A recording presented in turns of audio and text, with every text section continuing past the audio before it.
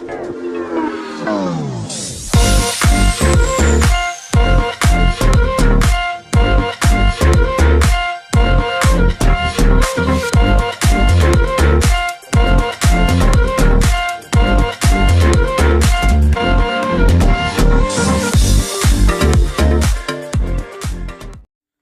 sejahtera Malaysia. Seperti yang kita tahu, Datuk Seri Anwar Ibrahim yang menjadi Perdana Menteri, mesti ramai yang melihat dari sudut positif apa perkembangan, apa penambahbaikan yang telah dilaksanakan ataupun telah berjalan semasa Datuk Seri Anwar Ibrahim menjadi Perdana Menteri. Namun kita tidak boleh lihat ada juga pandangan-pandangan negatif. Well, kita sudah tahu begitulah politik. Dan ada saja penyokong, ada saja pembangkang. Hari ini pula, saudara-saudara, tuan-tuan dan bapak semua, ada satu artikel dari Malaysia kini. Ini bagi saya satu penghormatan yang besar untuk kerajaan, untuk Perdana Menteri Datuk Seri Anwar Ibrahim. Penilaian tinggi, bukti, keyakinan Sultan Johor terhadap Anwar.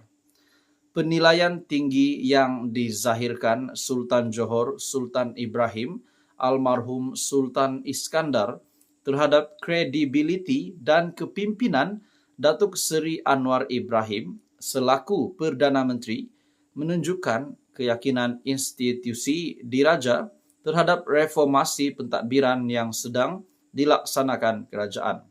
Jadi kita dapat lihat impak positif dengan apa yang dizahirkan oleh Sultan Johor, di mana Sultan Johor sendiri memberikan penilaian tinggi, bukti keyakinan Sultan Johor terhadap Perdana Menteri.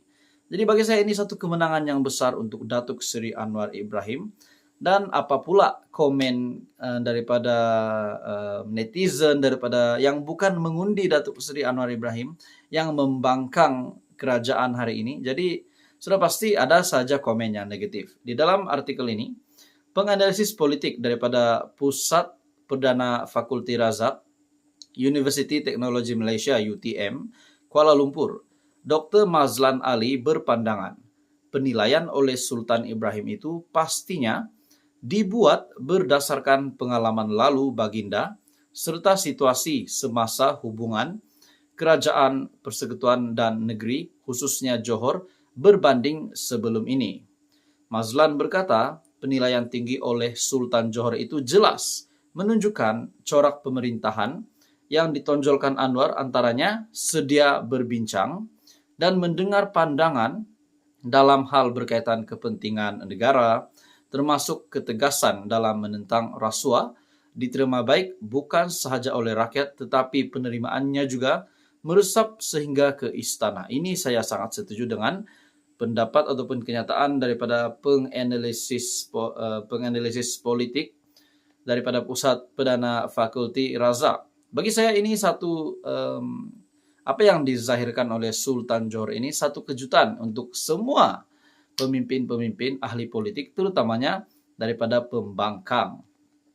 Penzahiran oleh Tuanku Sultan Ibrahim ini pastinya berdasarkan kepada sifat tuanku sebagai ketua negeri dan sultan bagi negeri Johor yang secara umumnya berperanan di dalam sistem federalisme, yaitu hubungan di antara persekutuan dengan negeri.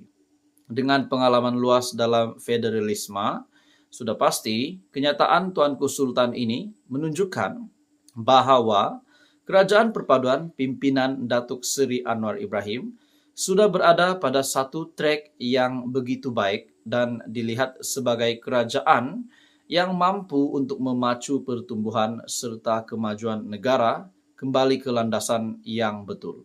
Jadi tuan-tuan dan bapak semua, menurut Anda pula apa komen Anda berkaitan dengan penzahiran daripada Sultan Johor?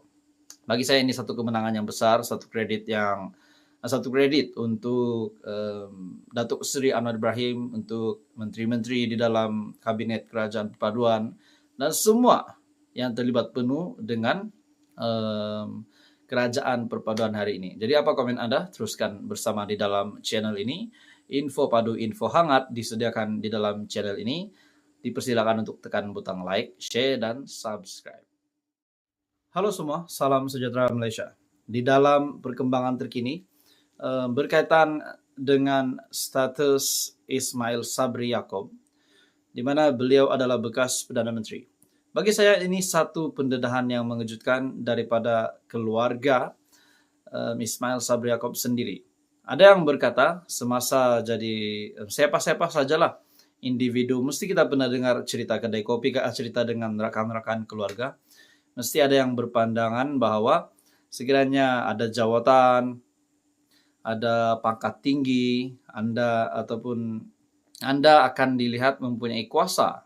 Tapi seperti yang kita tahu, Datuk Seri Ismail Sabri Yaakob yang sudah tidak lagi memegang jawatan sebagai Perdana Menteri, akhirnya satu pendedahan yang mengejutkan daripada anak Datuk Seri Ismail Sabri Yaakob sendiri. Dalam satu artikel ini, pendedahan ini bagi saya pasti mengejutkan ramai. Artikel dari Beautiful Nara, dalam tajuk artikel ini, ayah dah tak jadi Perdana Menteri, semua pakat lesap. Daffy hilang tawaran bekerja, pernah pecah tabung nak sara hidup. Bagi saya ini satu pendedahan yang pasti mengejutkan.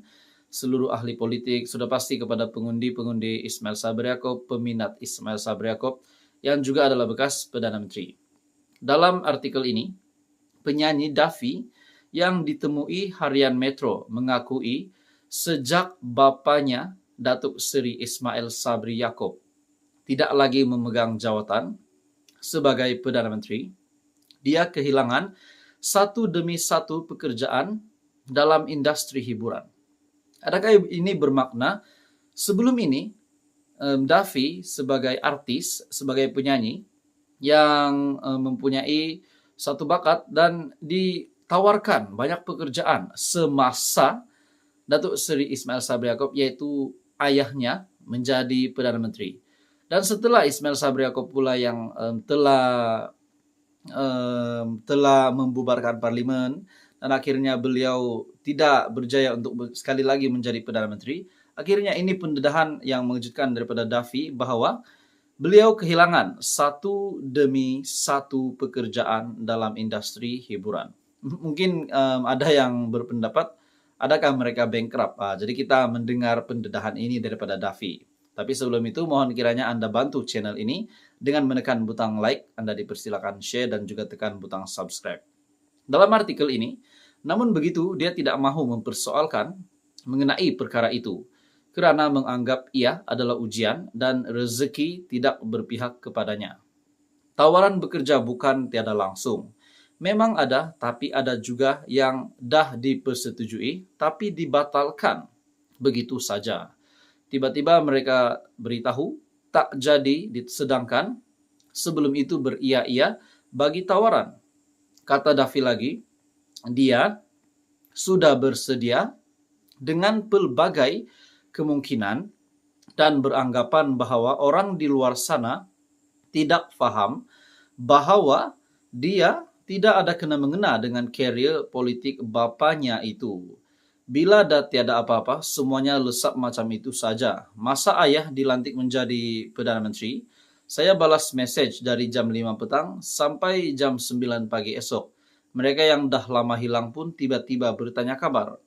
Tambahnya lagi, dia tidak pernah bercakap soal politik ketika bapanya memegang tampuk pemerintahan dan tak pernah mendapat apa-apa keistimewaan pun.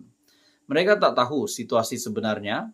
Malah waktu-waktu tiada tawaran bekerja, saya pernah pecahkan tabung berisi duit shilling, bawa ke bank untuk ditukar, buat belanja sampai hujung bulan, ujarnya.